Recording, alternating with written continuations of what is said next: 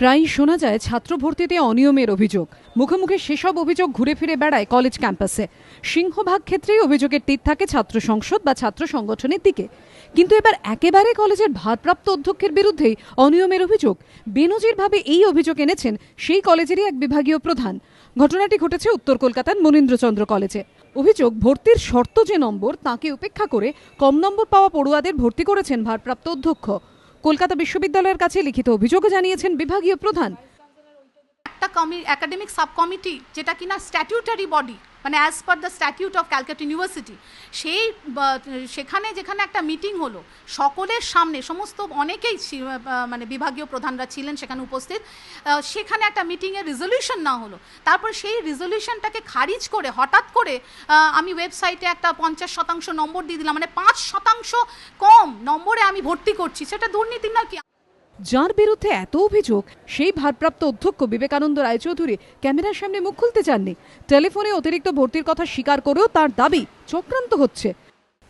তার থেকেও কিছু হয়তো বেশি ভর্তি হয়ে থাকতে পারে, কেননা কোনো কোনো ডিপার্টমেন্টে ডিমান্ড বেশি ছিল। এখন পড়াশোনার অধিকার তো কারো কেড়ে নেওয়া যায় না। সেই জন্য যদি কেউ এসে ধরে যে এরকম আমাকে ভর্তি নিতে হবে, কেননা আমি আপনার কলেজে অ্যাপ্লাই করেছিলাম এবং আমার লিস্টে নাম আছে, মেরিট লিস্টে নাম আছে, সুতরাং সেই অনুযায়ী ভর্তি হয়েছে। দেখুন, বেশি যদি পাশ করে থাকে তাহলে তো তাদের তো একটা জায়গায় মানে পড়তে দিতে হবে। যদিও অভিযোগ যে শুধু একটিমাত্র বিভাগে সীমাবদ্ধ তা নয়, অন্যান্য বিভাগের অধ্যাপকরাও রীতিমতো সরব ভারপ্রাপ্ত অধ্যক্ষের বিরুদ্ধে। কারো কারো অভিযোগ, ঊর্ধ্বতন কর্তৃপক্ষকে জানিয়েও আটকানো যায়নি ভর্তি। কলেজে এমন কোনো ঘর নেই যেখানে 200-র বেশি স্টুডেন্ট বসতে পারে, অথচ কমার্স ডিপার্টমেন্টে জেনারেল এবং অনার্স মিলিয়ে 350, 700 ছেলে ভর্তি হয়েছে।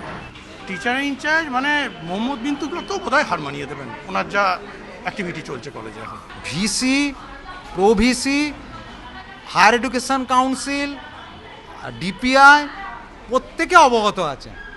তবুও কেন আমরা জানি না কোন এতে এই যে একজন টিচার ইনচার্জ সে এত দুর্নীতি বিভিন্ন রকমভাবে ঘটনা ঘটিয়ে যাচ্ছে।